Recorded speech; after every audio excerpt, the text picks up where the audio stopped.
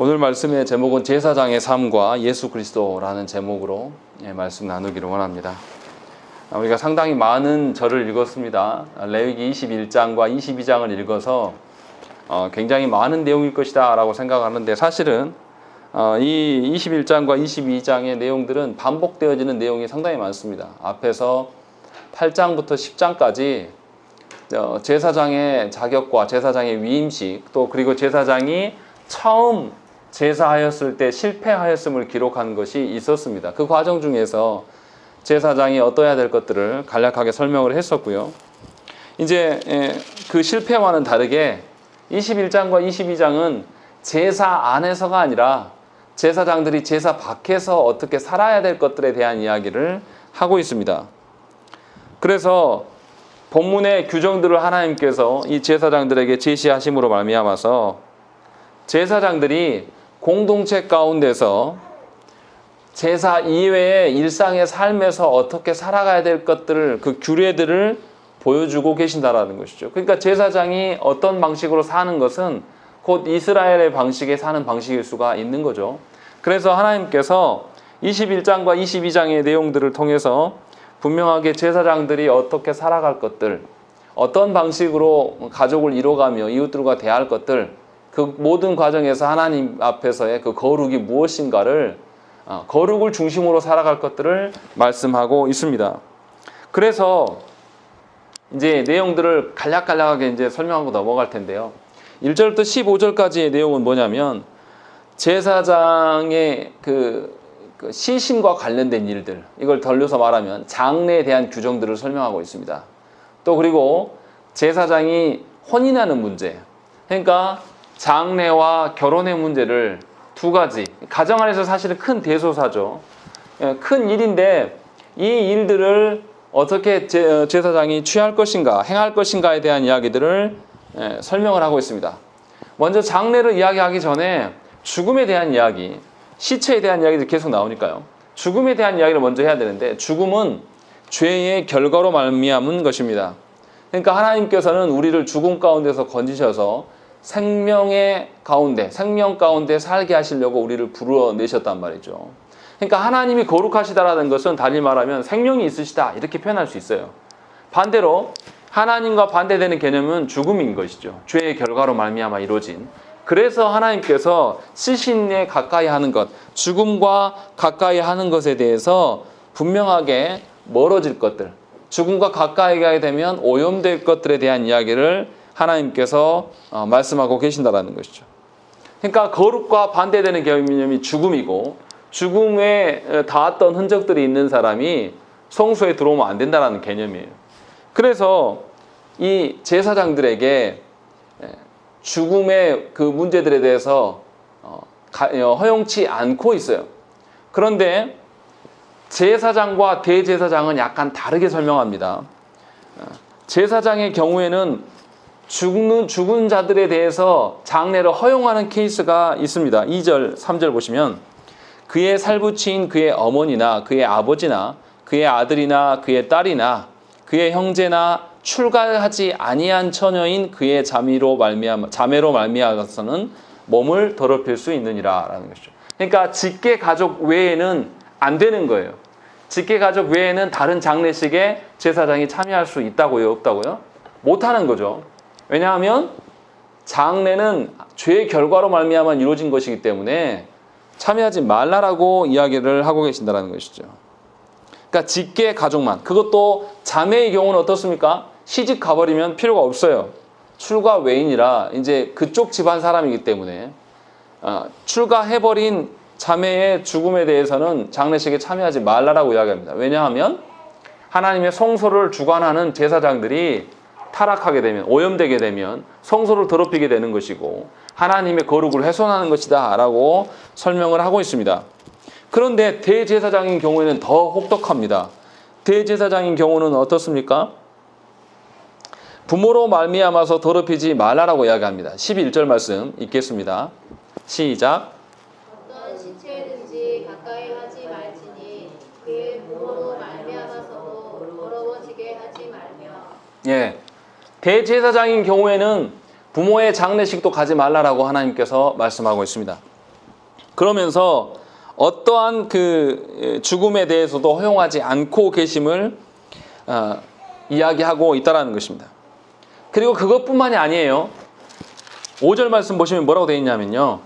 제사장들은 머리털을 깎아 대머리 같게 하지 말며 자기의 수염 양쪽을 깎지 말며 살을 베지 말라라는 것이죠. 이게 뭐 하는 거냐면요. 우리는 이렇게 안 하니까 잘 모릅니다.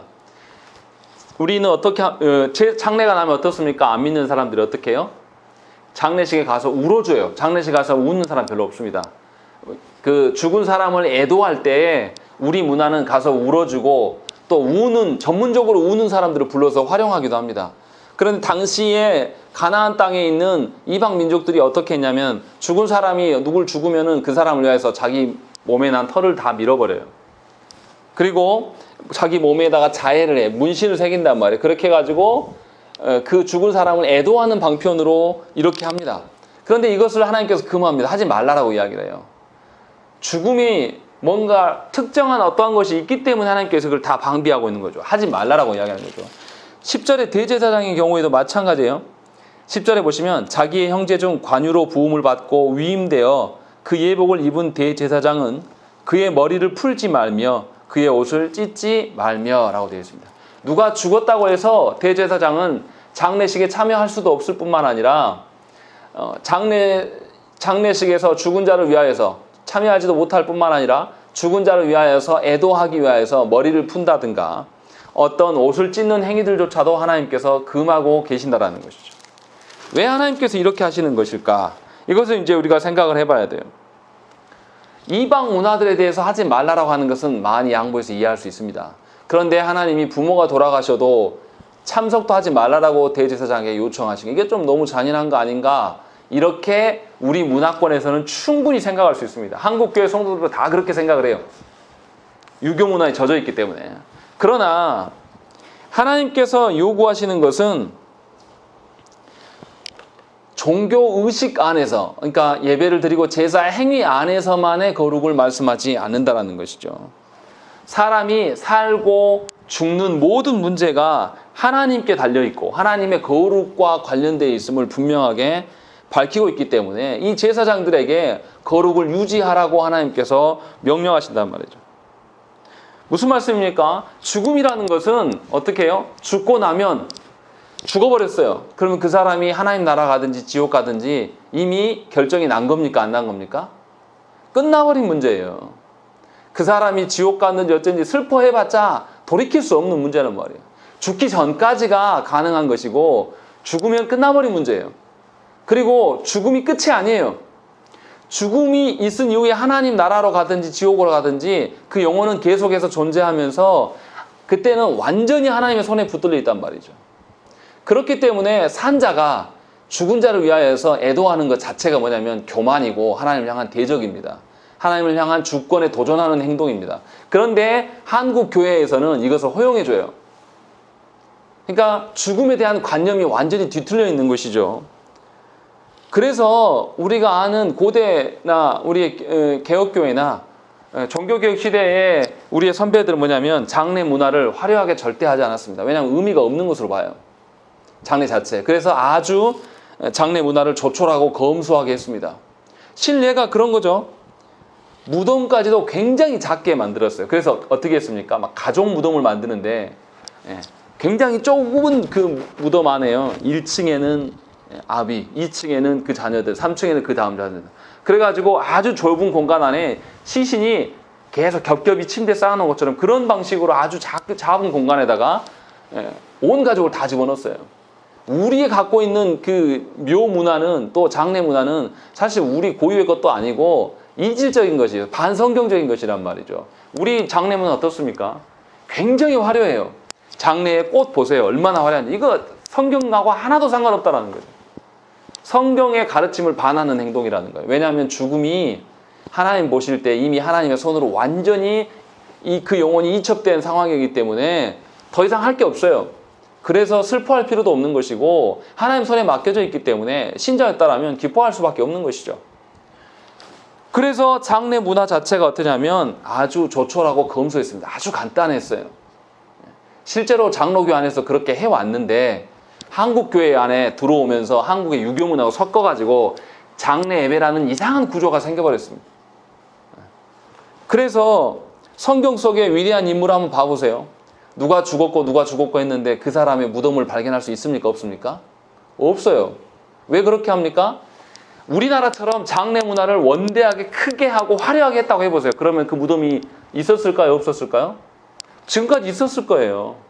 그런데 이 하나님께서 이렇게 가르쳐 놨기 때문에 장례 문화에 대해서, 죽음에 대해서 화려하게 하지 않아요. 아주 간단한 절차로 그냥 묻어버린단 말이에요. 그렇게 해서 흔적이 안 남아요.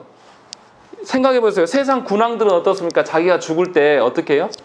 그 자기의 묘자를 어떻게 합니까? 굉장히 크고 화려하게 해요. 그리고 자기가 살았을 때 썼던 물건들, 귀금속들 다 집어넣고 어떻게 뭐까지 합니까?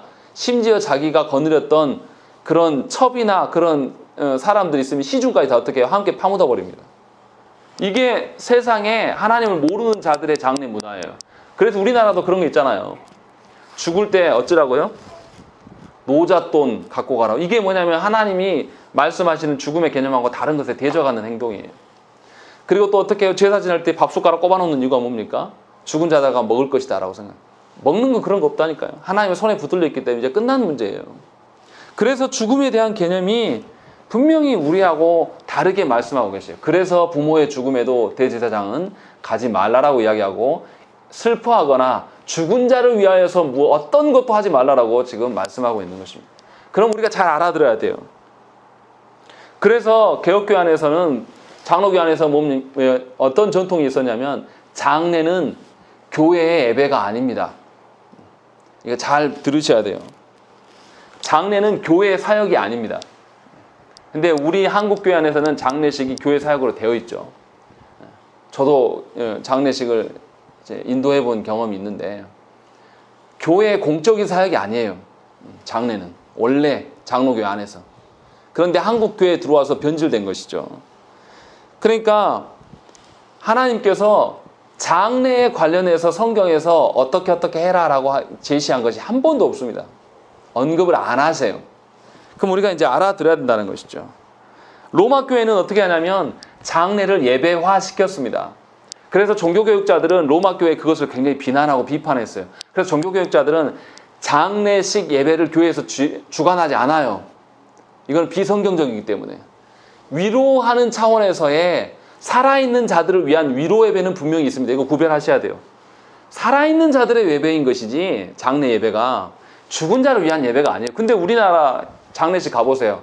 뭐 유명한 목사님이나 노예, 뭐 유명한 어른들이나 총회 뭐 합니까? 그 사람이 어떻게 살았는지 그 사람의 일생을 기리는 이야기들을 쭉 놔야 돼요. 이거 누구를 높이는 겁니까? 죽은 자를 높이는 거예요. 예배는 누구를 위한 것입니까? 하나님을 위한 거예요. 살아있는 자들의 하나님이에요. 죽은 자들의 하나님이 아니란 말이에요. 그러니까 살아있는 유족들을 상대로 그냥 예배하는 것이지 절대 그 의미를 우리가 잘 알아야 돼요.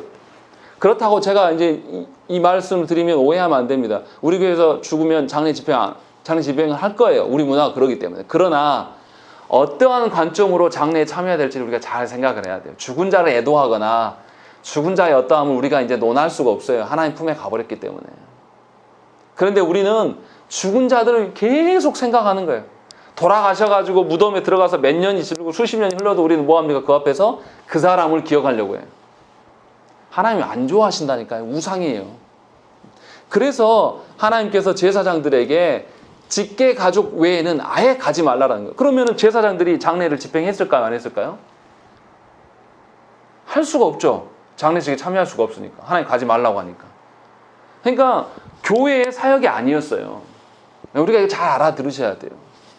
그래서 분명하게 죽음 그 자체가 어떤 거냐면 하나님의 손에 맡겨진 상태이기 때문에 이제 더 이상 사람이 아무리 목사고 뭐 어떻다 해도 사람이 그 사람을 위하여서 기도할 필요도 없는 것이고 기도해도 바뀔 것이 아무것도 없다는 것을 저와 여러분들이 분명하게 아셔야 된다는 것이죠. 그러나 분명히 이것은 있어야 돼요. 장례가 나서 우리 교회 안에 누가 죽었어요. 돌아가셨단 말이에요. 그러면 어떻게 해요? 살아있는 유족들을 위로하고 그들을 말씀으로 권면하는 것은 있어야 됩니다. 그러나 그것을 교회의 공적인 예배화 시키는 것은 문제가 있는 거예요. 예를 들어서 그 집안이 너무나 형편이 어려워서 장례에 식을 치르려고 하는데 공간이 없어요. 그래서 예배당을 빌려달라. 그러면 빌려줄 수는 있으나 교회의 공적인 행사는 절대 아니란 말이에요. 알아들으셔야 한단 말이죠. 그래서 하나님께서 대제사장과 제사장의 경우에 아예 장례식도 가지 말라. 부모가 돌아가셔도 가지 말라 그래요. 대제사장 경우 때는. 슬퍼하지도 말라라고 하는 거죠. 왜요? 우리 손을 떠난 겁니다. 그런데 한국 교회는 굉장히 이상한 장례 문화를 갖고 있습니다. 유교의 것들을 가져오고 또 우리가 아는 장례식에 화려한 꽃 꽂고 이런 거 다 어디 겁니까? 전부 일본 거예요. 유교 문화도 아니에요. 전부 일본에서 가져온 겁니다. 세상의 방식을 하나님께서 따르지 말라라고 분명히 5절과 10절에서도 뭐합니까? 머리털 밀거나 눈썹을 뜯거나 옷을 찢거나 몸에 문신을 새기거나 이런 거 하지 말라라고 하나님이 이야기하신단 말이에요. 왜요? 살아있는 자들의 생명이 하나님 앞에 있는 것이고 그 생명과 관련된 거룩성이 하나님께로부터 오기 때문에 거룩을 유지하라고 하나님께 말씀하신다는 것이죠. 그러니까 저와 여러분들이 분명하게 장래에 대해서 죽음에 대한 관점들을 우리가 바꾸셔야 됩니다. 죽기 전까지 우리가 하나님께 회개하고 부단히 하나님께 마음을 드리고 하나님께서 기회 주시는 것은 죽기 전까지예요. 죽은 이후에는 의미가 없습니다. 아무런 가치가 없다라는 거예요. 그런데 죽은 자를 위하여서 우리는 예도하고 죽은 자를 위하여서 우리가 슬퍼하는 그런 경우가 많이 있으면 우리가 잘못된 개념이라는 것이죠. 다시 말하면 하나님께서 직분자들에게 지금 이 말씀을 하고 있는 상황이에요. 그렇기 때문에 직분자인 저와 여러분들이 어떻게 해야 되겠습니까? 하나님이 말씀하시는 그 죽음의 의미가 무엇인지를 바르게 우리 안에 정립해야 돼요. 죽으면 딱 죽는 그 순간부터는 이미 하나님의 손에 붙들려 있는 거예요. 우리가 어떻게 한다고 되는 게 아무것도 없어요. 죽은 사람을 위하여서 계속 기도하고 생각하고 거기에서 애도하는 것은 로마 교회가 하는 일들입니다. 우리는 예수 믿는 사람들이에요. 그러면 성경에서 말하는 그 관점으로 우리의 문화까지도 바꿔야 돼요. 그런데 아주 잘못돼가지고 우리는 성경적인 장례 문화를 교회 안에 세우려고 할 의지가 아예 없습니다. 시도조차도 하지 않습니다. 그런 점에서 우리가 조심해야 돼요. 그 같은 개념으로 이제 결혼에 대한 이야기도 나오죠. 결혼에 대한 이야기가 나오는데 어떤 여자랑 결혼하지 말라고 합니까? 부정하거나 창녀나 이혼당한 여인을 취하지 말라라고 이야기하는 것이죠. 그러면서 그 결혼도 거룩과 관련해서 이야기를 하고 있어요. 그러니까 장래의 개념과 똑같은 거죠. 결혼의 문제도 하나님께서 주신 사역을 넘어서는 과도한 기쁨과 과도한 쾌락에 빠지는 것을 하나님께서 막고 계신다는 것이죠. 그래서 결혼도 하나님 앞에서 거룩성을 유지하는 차원 안에서 시행해야 될 것들을 말씀하고 있는 거예요. 그래서 제사장들에게 흠이 있는 어떤 그 여인의 부정함으로 인하여서 계속 고뇌가 되고 제사장의 직무를 감당해 나가는 거룩성에 위해가 될 만한 사람들을 제하라고 말씀하고 있는 거예요. 그렇게 해서 하나님 앞에서의 거룩성을 유지하는 차원에서 결혼도 진행해라 라고 말씀하고 있는 것이죠. 그러니까 저와 여러분들이 분명히 잘 아셔야 될 게, 뭐 우리 교회도 지금 커플이 있지만 제가 교회 안에서 보면 청년들이 연애하고 결혼하면요, 연애하기 시작부터 결혼하고 애 낳고 이런 과정까지요, 근 10년 동안 하나님 떠나버립니다. 이게 아예 공인화 되어 있어요. 그래서 결혼해서 아기 낳고 예배 잘 못 나오는 것에 대해서 우리 다 이해해 줍니다. 어떻게 하죠? 여기 몸 관리해야 되니까 2, 3개월 안 나오는 것은 그냥 합법이에요. 우리 그렇게 다 인정하잖아요, 교회들마다. 그런데 결혼이라는 것이 특별한 게 아니라 하나님의 거룩성의 차원에서 확장되어지는 개념으로 우리가 봐야 된다는 거예요. 그렇지 않으면 이 결혼이 또 다른 우상이 되고 하나님이 주신 것 이상의 기쁨과 쾌락에 젖어서 살아가기 때문에 하나님을 사랑함이 아니라 배우자를 더 사랑할 수밖에 없다라는 것을 분명하게 여기서 밝히고 있는 거죠.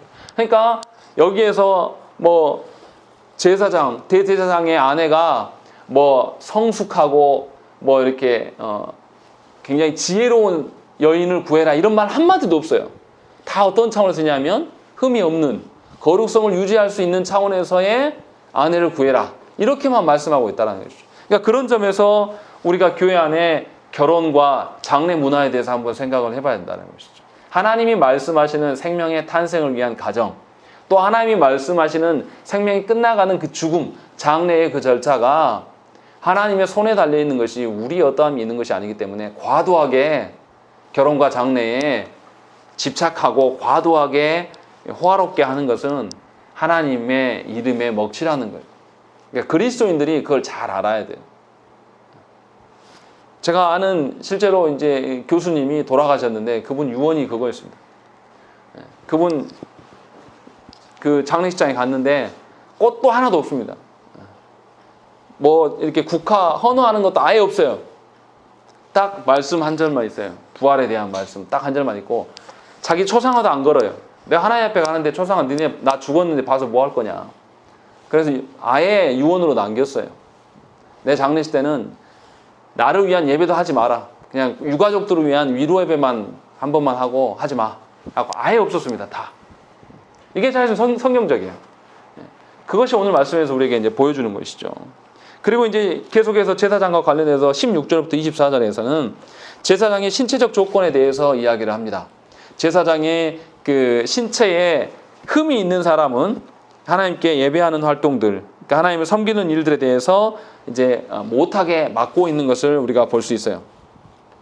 또 그리고 희생제물에 흠이 있는 경우에 대해서 이것들을 하나님께 드리지 말라라는 것들 두 가지를 함께 설명하고 있습니다.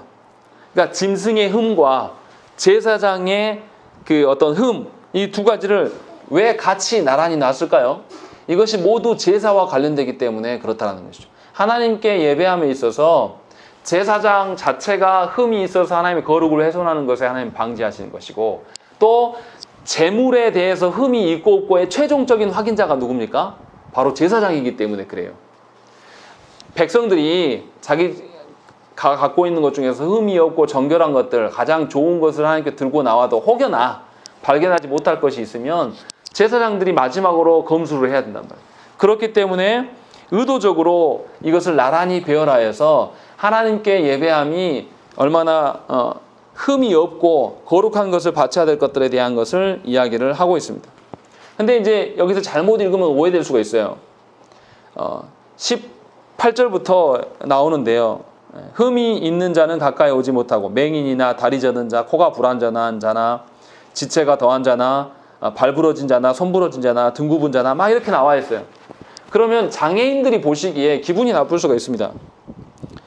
왜 장애인을 차별하면서 이렇게 쓰고 있냐. 이렇게 이제 말할 수 있습니다. 그런데 그렇지 않아요. 22절과 23절 말씀 우리 한번 보겠습니다. 22절과 23절 읽겠습니다. 시작. 내 하나님의 음식이 성물이든지 성물이든지 먹을 것이나 휘장 안에 들어가지 못할 것이요 제단에 가까이 하지 못할지니 이는 그가 흠이 있음이라. 이와 같이 그가 내 성소를 더럽히지 못할 것은 나는 그들을 거룩하게 하는 여호와이니이다. 아멘. 여기 보시면 뭐만 이야기하고 있냐면 제사장들에게 주어지는 그 음식들은 다 먹으라고 이야기를 합니다. 그러니까 먹는 것에 다 허용을 해주셔요. 그런데 다만 뭐만 못하게 하십니까? 성소에 들어가서 하는 직무들에 대해서는 금하고죠. 그러면서 하나님께서 이렇게 흠이 있는 것을 구별하는 이유는 뭐냐면 하나님의 성수의 거룩성을 보존하기 위한 방편이다라는 것이죠. 뭔가 장애인들을 차별하기 위한 것이 절대 아님을 우리가 알아야 된다는 것이죠. 다시 말하면 이런 거죠. 장애자, 흠이 있어가지고 하나님께 나아가서 성소에서 뭔가 하나님의 일들을 감당해야 한다고 해보세요. 근데 만약에 그 사람이 다리를 절어요. 그런데 가다가 성소에 들어가서 일하다가 다리 절을 못하고 헛디뎌가지고 넘어져서 만약에 하나님의 성물을 건드려 깨트린다든지 그러면 그 사람 어떻게 됩니까? 즉시 죽어요. 그러니까 하나님께서 어떻게 하는 거죠? 장애에 있는 흠이 있는 사람들을 차별하려고 하는 게 아니라 어떻게 하는 거죠? 이 사람들을 보호하려고 지금 이렇게 성전에 나가지 말라고 이야기를 하고 있는 거예요. 다만 제사장들에게 주어진 음식들은 다 먹게 하시는. 그래서 하나님께서 거룩의 방편으로 이 제사장들의 그 공동체를 지키고 있음을 분명히 알아야 됩니다. 근데 여기서 이제 생각해봐야 될 문제가 하나 있어요. 우리가 앞에서 제사장이 영적으로 거룩해야 될 것들, 이것에 대한 이야기들을 먼저 했었습니다. 그리고 오늘 21장에 넘어와서는 무슨 이야기를 하냐면 계속 외적인 이야기 합니다. 다리를 전다든지 뭐 신체적인 어떤 거룩함에 대한 이야기를 하는 거예요. 영적인 거룩함과 신체적인 거룩함에 대해서 균형이 있어야 될 것들을 지금 이야기를 하고 있는 겁니다. 21장만 읽고 외모의 어떠함만을 이야기한다라고 생각하시면 곤란하다라는 거죠. 분명히 하나님께서 이미 8장에서 제사장의 거룩성에 대해서 먼저 이야기를 하셨었고 그 영적인 거룩함을 바탕으로 돼서 신체적인 어떤 거룩함까지도 함께 연동되어야 될 것들, 이걸 다시 설명하면 이런 겁니다. 우리가 신자가 영적인 일에서만 거룩하고 자신의 세상살이에서의 거룩하지 못한 사람은 신자가 아니에요. 균형이 없는 겁니다. 한국교회 안에 믿음 있다라고 말하는 사람들이 교회 안에서 종교 행위나 이럴 때는 굉장히 거룩한 척해요. 그런데 일상으로 내려가면 세상 사람들과 똑같이 살아간단 말이에요. 이거 하나님 합당하게 여기시지 않는단 말이에요. 분명하게 하나님께서 지금 이 균형이 얼마나 중요한 것인가를 이야기하고 있는 것이에요. 다시 말하면 영적인 거룩함이 흘러나와서 거기로부터의 신체적인 거룩함으로 흘러가라. 지금 요 이야기를 하고 있는 거예요. 요 말씀을 잘못 읽어서 그러면 신체적인 거룩함만 있으면 되는 것이냐, 도덕적이고 윤리적인 거룩함만 있으면 되는 것이냐 이렇게 생각할 수가 있어요. 그런데 이거 잘못됐습니다. 좋은 샘플이 있어요. 사울이 어떤 사람이었습니까? 외모적으로 어땠어요? 크고 아름다웠어요. 정말로 탁월한 지도자감이에요. 생긴 거 외모를 보니까, 허우대를 보니까. 그런데 사울이 어떻게 했어요? 나중에 영적으로 교만해져서 어떻게 합니까? 하나님이 그를 버리잖아요. 그러니까 그런 분들이 있어요. 목사를 바라보면서 아이고 목사님 잘생겨가지고 송도가 많이 뭐 오겠네, 그런 말을 들으면 정말 한숨이 나와요. 그런 식으로 보는 건 아주 미련한 겁니다. 영적인 거룩함에서 출발하는 것이 하나님께서 내 영혼을 바꾸심이 내 육신의 거룩함으로도 흘러나와야 돼요. 다시 말하면 이런 거예요. 내가 하나님의 내 영혼을 바꾸시고 성령께서 변화시키심으로 말미암아서 내가 거룩해져 간단 말이에요. 그러면은 내 육신의 삶에 나한테 아주 안 좋은 습관과 어떤 안 좋은 것에 빠져 있는 어떤 것이 있다라면 그것조차도 하나님 앞에서 어떻게 하는 것이죠? 바꿔 가라라는 거예요. 그러니까 하나님 앞에서 영혼의 거룩함이 일어나면 육신의 거룩함도 당연히 동반될 수밖에 없는 거예요. 그러니까 이렇게 옛날 우리 선배들 그런 말을 하지 않습니까? 바르게 믿으면 어떻게 해요? 건강도 좋아진다고. 그럴 수밖에 없어요. 하나님 앞에서 거룩함을 띠고 살아가기 때문에 내 몸뚱이를 내 것처럼 쓰는 게 아니라 하나님이 정말 기뻐하실까라고 생각하면서 할 수밖에 없다는 거죠. 그래서 분명하게 21장에서 제사장의 흠이 없음에, 신체적인 흠이 없음에 대한 것들을 강조하고 있음을 우리가 분명히 아셔야 된다는 것이죠. 그러니까 거룩은 입으로만 하는 것은 거룩이 절대 아니에요. 또 거룩은 기도할 때나 예배할 때만 있는 거룩이 아니고 일상의 삶에서의 거룩이 있어야 돼요. 제가 목사인데요, 자꾸 혼란스러운 게 뭐냐면 목사라서 말하는 데는 굉장히 능해요.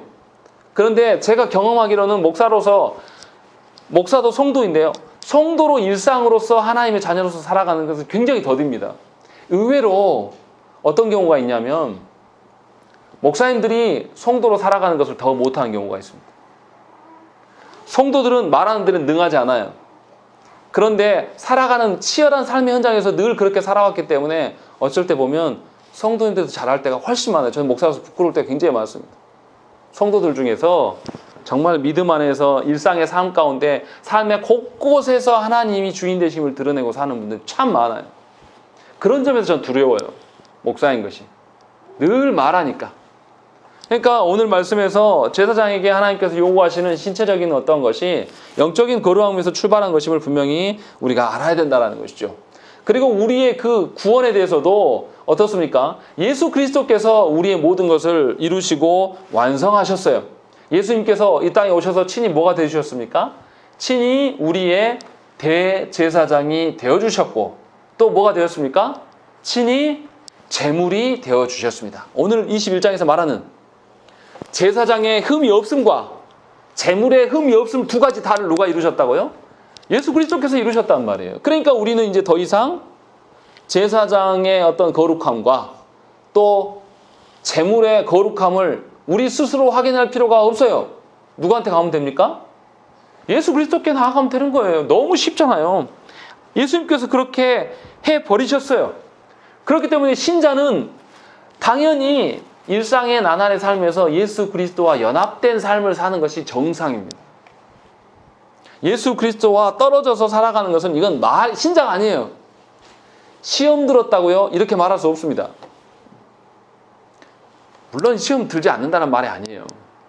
시험 들어도 예수 그리스도와 안에서의 시험인 거지. 예수 그리스도를 떠난 시험, 내가 하나님 말씀대로 지키려고 산 게 아니라 내 쾌락과 내 욕망을 위해서, 내 새끼 잘 되기 위하여서 애쓰다가 넘어지고 시험 드는 것은, 이거는 주님의 이름으로 시험 받는 게 아니란 말이에요.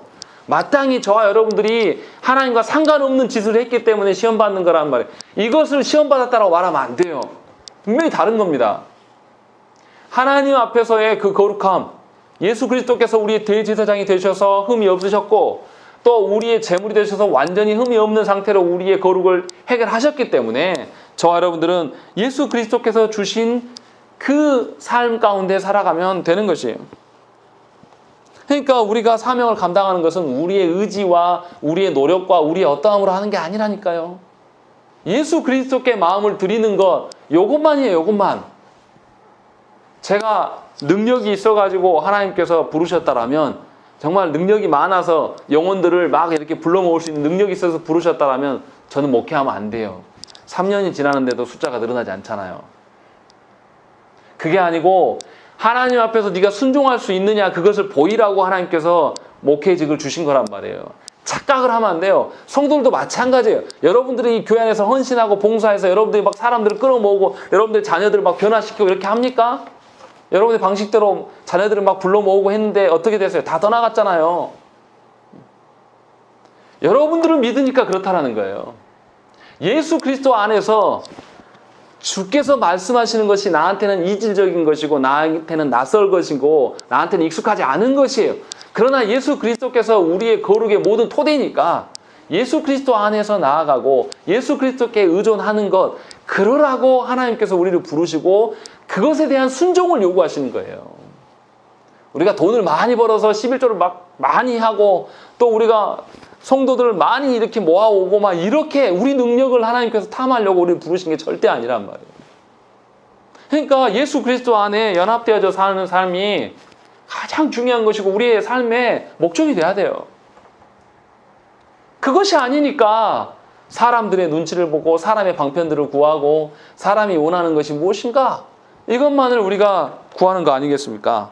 분명히 이 하나님께서 거룩에 대한 이야기를 하시면서 이 거룩의 성취를 예수 그리스도 안에서 행하셨음을 저와 여러분들이 분명히 아셔야 돼요.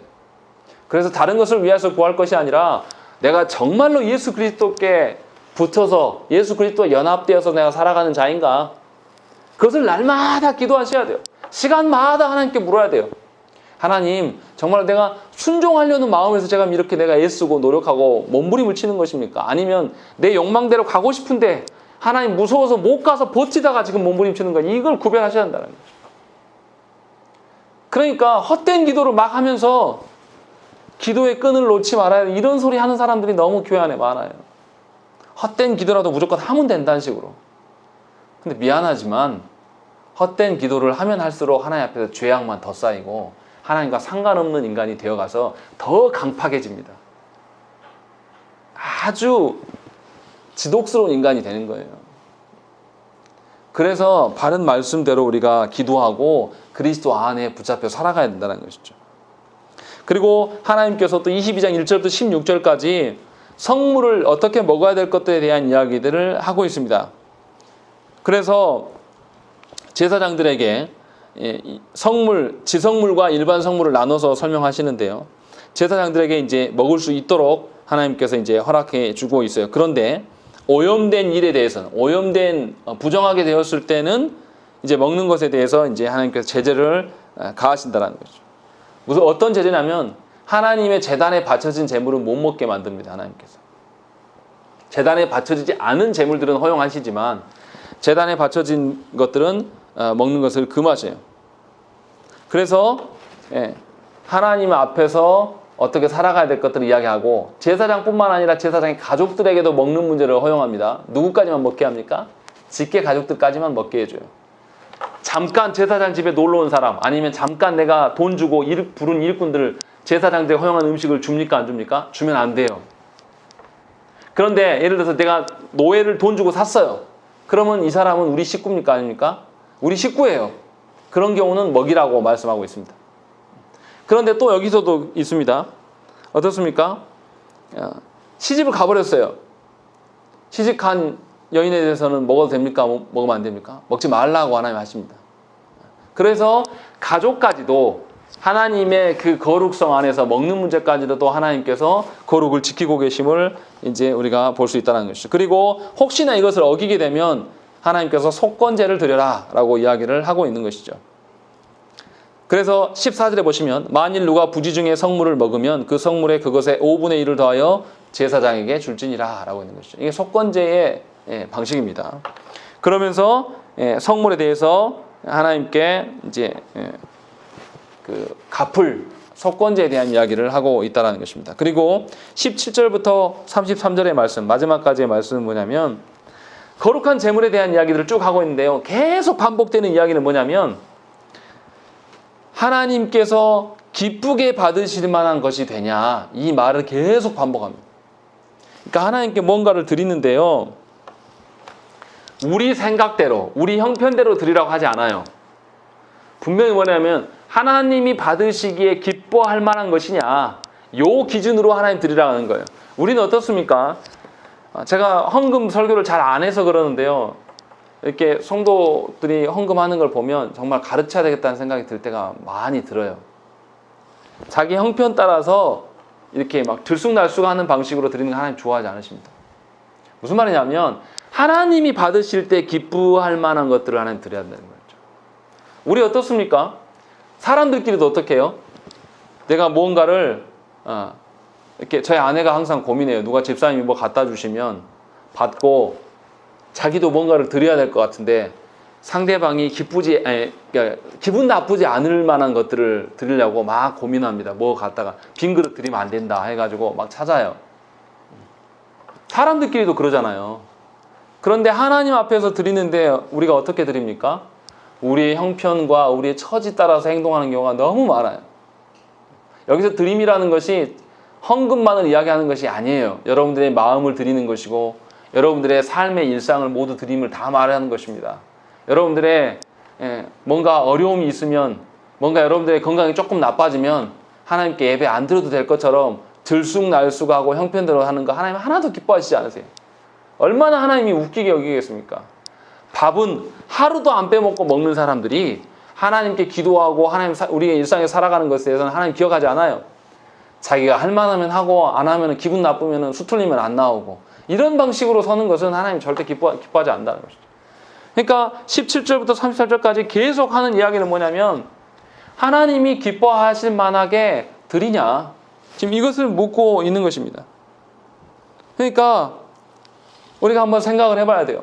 예수님께서 이 땅에 오실 때에 자기의 생각과 자기의 주관대로 자기의 주권을 가지고 본인이 주인 행세하시면서 이 땅에 오셨습니까? 아니에요. 예수님께서도 어떻게 했어요? 성부께서 시키신 일들을 행하고 성부께서 말씀하라고 하신 바만 말한다라고 말씀하셨어요. 아니, 하나님이신 그분도 인간이 되셔서 오실 때도 성부께 100% 순종하면서 오셨다니까요. 그래서 구약 성경에서 이렇게 이루어질 것이다 하는 것을 일부러 다 이루셨단 말이에요. 순종하는 방식으로. 예수 그리스도로 말미암아 우리가 하나님 자녀된 우리들이 어떻게 살아야 되겠습니까? 하나님이 정말로 기뻐하실까? 내가 지금 기도하는 이 기도 제목이 하나님이 정말 기뻐 받으실 기도 제목인가? 내가 자녀를 키우는데 세상에 육신에 잘나고 돈 많이 버는 인간 만들려고 하는 그런 자녀를 정말 하나님이 기뻐 받으실까? 이런 것을 생각하면서 말 한마디 생각 하나씩 하는 거예요. 우리 그렇지 않습니까? 자기가 필요 없어가지고 남 주는 거 상대방이 알면은 어떻게 해요? 얼마나 기분 나쁩니까? 자기에게 소중한 것을 남한테 드려야지 상대방도 기분 좋게 받는 것이지, 자기는 필요 없으니까 막 다른 사람들한테 주는 거는 뭐 하는 겁니까? 그건 섬기는 게 아니에요. 떠넘기는 거예요. 굉장히 안 좋은 태도예요. 자기한테 귀한 것을 상대방한테 귀하게 드려야지 상대방도 귀하게 받는 겁니다. 우리가 하나님 앞에 설 때도 그래야 되지 않겠습니까? 우리의 마음 중심이 온전히 하나님을 향해 있고 우리가 모두 다 하나님께 향해 있을 때 드리는 것이 그게 진짜 드림이라니까요. 그래서 하나님께서 제사장에게 이렇게 하나님이 기쁘게 받으실 만하냐? 29절에 너희가 여호와께 감사 제물을 드리려거든 너희가 기쁘게 받으심이 되도록 드릴지며 라는 것이죠. 너희 자체가 하나님이 기쁘게 받으실 만한 존재가 되라. 그 이야기를 하면서 하나님께서 권면하고 있는 것이죠. 하나님께서 왜 레위기의 말씀을 통해서 이렇게 절차를 복잡하게 정한 거, 부정한 거, 먹는 거, 피부병 어떻게 나은 것들, 공동체 안에 머무는 것, 또 제사 지내는 방식, 왜 이렇게 구구절절 복잡하게 하실까요? 하나님께 드림이 무엇인지를 우리가 무지해서 몰라요. 그 원리를 못 깨달으니까 하나님께서 어린아이 다루듯이 우리의 일거수일투족의 모든 삶의 매사에 하나님과 연계되어 있음을 쭉 알려주신 거예요. 우리 규원이한테 하나하나 가르칠 때 어떻게 합니까? 하나하나 다 알려줘야 돼요. 인사를 하나만 하는 게 아니라 인사할 때도 친구하고 인사할 때 다르고 어른들한테 인사할 때 다르고 선생님한테 인사할 때 다르고 이거 다 알려줘야 돼요. 그러니까 규현이가 그렇게 설명해 주니까 규현이 뭐라고 하냐면 너무 복잡하다고. 근데 왜 그렇게 합니까? 사람 새끼 만들려고 하는 거죠. 사람들과 잘 어울려 살아가면서 정말로 사람들을 섬길 줄 아는 인간 만들려고 그렇게 하는 거 아닙니까? 육신의 자녀도 그렇게 하는 것처럼 하나님께서 레위기의 말씀을 통해서 제사장들의 어떠함을 통해서 우리 하나님 앞에서 직분자 된 우리들에게 하나님께서 이걸 요구하고 계신다는 것이죠. 그러니까 우리를 괴롭게 함이 아니에요. 하나님과 연계되어서 예수 그리스도와 연합되었던 삶이 무엇인지를 우리에게 알려주시기 위하여서 하나님이 지금 말씀하고 있는 것이죠. 그렇기 때문에 신자들은 자기 입장에서, 자기 생각에서, 자기 경험에 의지하여서 무엇인가를 말하고 행동하는 것은 굉장히 위험한 겁니다. 하면 안 돼요. 분명히 주님께서 우리의 삶의 주인 되심을 인정하고 주님께서 우리를 만드셨고 또 구원하셨고 또 완성하실 것이기 때문에 주님을 의지하면서 우리가 살아가야 된다는 것이죠. 어떤 교회를 가면요, 어떤 신자들은요, 자기가 간절히 하나님께 구하면 하나님이 응답해 주신다. 이것이 신앙생활이라고 말하는 그런 사람들이 있어요. 정말 한심합니다. 그것에서 최소한 정향교회 성도들은 한 번도 그런 분이 있으면 안 됩니다. 그것은 신앙생활이 아니에요. 하나님과 아무런 상관이 없는 것입니다. 혼자만 착각하는 거예요. 말씀을 아무리 이야기해도 말씀대로 기도하지 않고 나는 그래도 이렇게 기도한다. 이렇게 하는 것은 하나님께 버림받은 겁니다. 잘 깨달으셔야 돼요. 그래서 정말로 우리의 삶에 세세하게 하나님께서 이렇게 관여하시기를 원하시고 우리의 삶의 아주 작은 영역까지도 하나님께서 우리를 붙들어 주시기를 원하시면 우리도 거기 앞에서 순종하면서 하나님이 주시는 거룩성을 지켜나가도록 우리가 있으며 살아가야 된다는 거죠. 그러니까 하나님께서 이렇게 율법의 조항들을 많이 주시는 것은 하나님께서 우리의 삶에 아주 작은 영역까지 세밀하게 우리를 사랑하심을 표현해 주시는 것이죠. 우리가 순종할 수 있는 영역을 계속 넓혀준 거예요. 그래서 이스라엘 백성들은 이런 율법이 괴로운 것이 아니에요. 그래서 이스라엘 백성들은 어렸을 때부터 어떻게 해요? 말씀을 다 암기시켰습니다. 그렇게 해서 삶의 모든 영역 안에서 아주 작은 영역까지라도 하나님의 사랑과 기쁨을 만족하여서 하나님이 기뻐하실 만한 그런 존재 되기를 소망했다라는 것이죠. 저와 여러분도 이러한 방식으로 하나님께 서야 돼요. 제사장이라고 해서 교회 안에 목사나 어떤 중직자들만 이야기하는 것이 절대 아닙니다. 우리는 다 예수 그리스도의 몸으로서 우리는 다 제사장직을 띠고 있는 자들입니다. 그래서 저와 여러분들이 그리스도 중심중으로 살면서 우리의 일상의 모든 영역 안에서 진심으로 하나님이 기뻐하실 만한 거룩한 존재 되기를 소망하면서 그것을 위해서 기도하는 저 여러분 되시기를 간절히 축원합니다. 우리 함께 기도하겠습니다.